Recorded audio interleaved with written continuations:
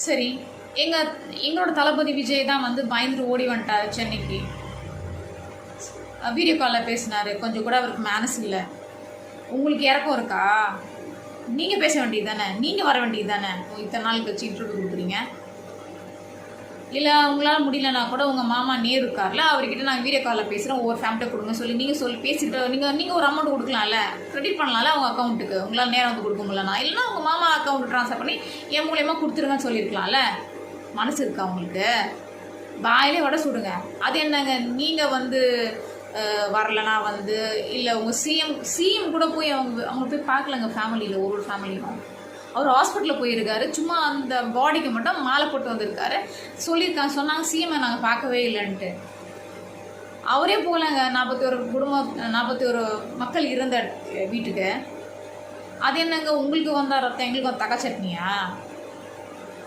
சரி, இவெல்லாம் நீங்களாம் எங்கே இருந்தீங்க? தளபதினா இப்படி வரைஞ்சி கட்டிட்டு ஓடி வரீங்க அவரை பற்றி தப்பாக பேசுறதுக்கு. சரி, 68 பேர் விவசாயம் கள்ளக்குறிச்சி செத்தாங்களே, அப்போது வந்தீங்களா நீங்கள்? இல்லை சிஎம் சார் வந்தாரா? அவங்க ஃபேமிலிக்கு ஏதாவது பண்ணாரா? 10 லட்சம் கொடுத்துட்டா ஏர் ஷோ நடந்துச்சு, 3-5 பேர் செத்து போனாங்க. சிஎம் சேஃபாக போனார். நீங்கள் வீடியோ போட்டிங்களா? அதுக்கு நீங்கள் கொலை கொடுத்தீங்களா? அண்ணா யூனிவர்சிட்டியில் செக்ஷுவல் ஹராஸ்மெண்ட் நடந்துச்சு ஒரு பொண்ணுக்கு, நீங்கள் குரல் கொடுத்தீங்களா? அதே மாதிரி சானிடரி ஒர்க்கர்ஸ் 14 நாள் ரிப்பன் பில்டிங் கீழே இருந்து ரொம்ப கஷ்டப்பட்டிருந்தாங்க. எல்லாம் பெண்கள் அடித்து தூக்கி போட்டாங்க. அவங்களெல்லாம் நைட்டா சிஎம் சார் வந்து கூலிப்படம் பார்த்துட்டு இருந்தார். 8 வயசுக்கு ஒரு குழந்தை திருவள்ளூரில் ஒரு பையன் நாசம் பண்ணி போட்டான். இந்த கருண் ஸ்டேட்மெண்ட் டெத்து நடந்ததுக்கப்புறமா தெர்மல் பவரில், அதாவது மணலில் இருக்கிற அந்த ஸ்டேஷனில் 9 பேர் செத்து போயிட்டாங்க.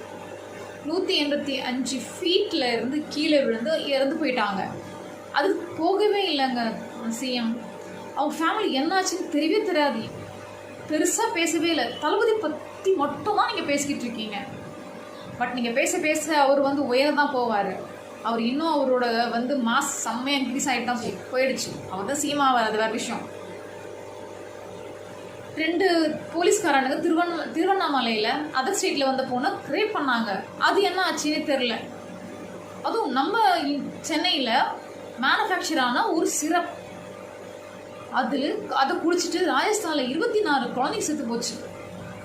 கேள்வி கேட்டிங்களா தமிழ்நாடு அரசை? அஜித் கஸ்டடி நடந்துச்சு. கூட லேட்டஸ்ட்டாக ஒரு கஸ்டடி டெத்து வந்துச்சு. அதுக்கும் நீங்கள் வரவே இல்லை. அது என்னங்க தளபதிக்கு மட்டும் எல்லாம் இப்படி வரைஞ்சி கட்டிட்டு வரீங்க? ஏற்கனவே கேப்டன் விஜயகாந்த் இப்படி தான் நாசம் பண்ணி போட்டிங்க. எல்லாரும் சேர்ந்து விட மாட்டாங்க இவரை இந்த மாதிரி பண்ணுறதுக்கு. நீங்கள் என்னன்னா பண்ணுங்கள், அவர் வெளியிலே வரலனாலும் அவர் தான் ஜெயிப்பார். நீங்கள் என்ன தான் நீங்கள் பண்ணாலும் ஒன்றுமே அவர் அடக்க முடியாது. ஒன்றுமே பண்ண முடியாது. உங்களால் என்ன பண்ணுவீங்க? நீங்கள் என்ன பண்ணாலும் ஒரு மாசு உயர்ந்தாங்க போவோம். மக்களுக்கு எல்லாமே டிரான்ஸ்பரண்டாக தெரியுது. இன்னும் நீ தான் ஜெயிக்க போகிறீங்கன்னு சொல்லிட்டு இருக்கீங்க. கனவே காணாதீங்க. ரூலிங் பார்ட்டி இருக்காங்கல்ல, அவங்களோட சப்போர்ட்டர்ஸ்லாம் பேசுறதே ஸ்டாண்டர்டே கிடையாதுங்க. கொஞ்சம் கூட நாலேஜ் இல்லை. இப்போ கூட இந்த கரூர் ஸ்டேட்மெண்ட் டெத்து நடந்துச்சுல, எவ்வளோ கான்ட்ரவர்சி தெரியுமா? முதல்ல என்ன சொன்னாங்கன்னா 500 போலீஸு, 600 போலீஸு, 606 போலீஸு, தெரியல. அதுக்கப்புறம் வந்து அந்த அட்டாப்சி பண்ணுறதுக்கு வந்து 3 பெஞ்ச் இருந்துதான், அப்புறம் 5 பெஞ்ச் இருந்தான். ஒரு இடம் தூக்கி போட்டு உடச்சாங்க, 8 பெஞ்சுட்டாங்க. இப்படியே மாற்றி பேசிகிட்டு இருக்கீங்க. எல்லாம் கூட்டமாக உட்காந்து டிஸ்கஸ் பண்ணுங்க. போய் பேசுறதுனாலும் இந்த போய் தான் பேச டிஸ்கஸ் பண்ணுங்க. அதை விட்டு மாற்றி பேசிகிட்டு இருக்காங்க. சொல்லுங்கள் அந்த ரூலிங் பார்ட்டிக்கு ப்ளீஸ். ஆனால் பார்த்தீங்களா டிவிகே ஸ்பீக்கர்ஸ் எல்லாம் பார்த்தீங்களா? சரியான பிரில்லியன்ட் பர்சன். ஒருத்தரும் வந்து எந்த கான்ட்ரவர்சியுமே இருக்காது. சேமாக பேசுவாங்க. எப்போ கேட்டாலும் அந்த ஆன்சர் சொல்லுவாங்க. ஏன்னா அவங்க பேசுறது உண்மை, நீங்கள் பேசுறது எல்லாம் பச்சை பொய்யே. அதனால அப்படி தான் இருக்கும். மாற்றி தான் பேசுவீங்க. கற்றுக்கோங்க டிவிகே ஸ்பீக்கர்ஸ் கிட்ட இருந்து. Excellent super brilliant people. அவங்கெல்லாம் அவ்வளோ சூப்பராக பேசுவாங்க. ஆமாம், நீங்கள் அப்புறம் இன்னொன்று கேட்டீங்க, அவர் வந்து பேப்பரை பார்த்து படிக்கிறான். ஆமாம், பேப்பர் பார்த்து தான் படிப்பாங்க. நீங்கள் என்ன ஃபுல்லாக பார்க்காம படிச்சிருவீங்களா? எங்கள் சிஎம் சார் படிக்க சொல்லுங்கள் பார்க்கலாம்.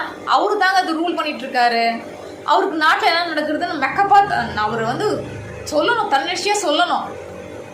அவர் பேப்பரை மட்டுமே பார்த்து படிச்சுக்கிட்டே இருக்கார். இந்த கரூர் ஸ்டேட்மெண்ட் டெத்து வந்துச்சுல, அதெல்லாம் வந்து உண்மையான ஒருத்தராக இருந்தால், அது உணர்ந்தவராக இருந்தால் அப்படியே கரெக்டாக பேசலாம். பேப்பர் அப்படியே இந்த சட்டப்பேரவையில் அப்படியே பார்த்து கீழே குனிஞ்சு படித்து அப்புறமா தான் நிமிர்ந்து மூச்சு விட்டார். எதனா குறுக்கில் கேள்வி கேட்டால் சொல்லியிருக்க மாட்டார் அவர். சத்தியமாக சொல்கிறேன். ஏன் துண்டுச்சிட்டை வச்சு படிக்கிறாரு அவரு? நீங்கள் எங்கே தளபதி கிண்டல் பண்ணுறீங்களா? அதுவும் ப்ரெஸ் மீட் வச்சாலும் யாராவது அவன் கேட்குற போகிற கேள்விக்கு ஆன்சர் முன்னாடியே தெரியுமா? இந்த மாதிரி எங்கேயாவது வந்திருக்கா? அந்த ப்ரெஸ் மீட்டில் உள்ள அந்த மீடியாஸ் பீப்புள் கேட்குற கேள்விக்கு பதில் முன்னாடியே சொல்கிறாருங்க. அது எப்படி? அது கொஸ்டினுக்கே ஆன்சர் தெரியாது, எழுதி கொடுத்தா படிக்கிறாரு நம்ம சிஎம். அவ்வளோ டேலண்டட் பர்சன் அவர். அதுவும் தப்பு தப்பாக படிப்பார். திரு ராஜீவ்காந்தி அவர்களே அப்படின்னு ராகுல் காந்தியை சொல்லுவார். அதுவும் நம்ம டெப்டி சிஎம் இருக்கார் பார்த்தியா, பார்த்தே தப்பு தப்பாக படிப்பாருங்க. செம்ம காமெடி. நிறைய ட்ரோல் பண்ணிட்டாங்க. முதல்ல அதை போய் பாருங்க. கழுவி ஊத்துறாங்கங்க. உங்களெல்லாம் காதலே போட்டுக்க மாட்டீங்களா? நீங்கள் பார்க்கவே மாட்டீங்களா? எதையும் எங்களுக்கு அது சரியான லூசுங்களாட்டமே பேசுவாங்க. ஐயோ எல்லாரும் ஹார்ட் அட்டாக் வந்து எல்லாரும் ஹாஸ்பிட்டல் அட்மிட் ஆக போகிறாங்க 2026 வரத்துக்குள்ளவே. முடிஞ்சு ஜோலி.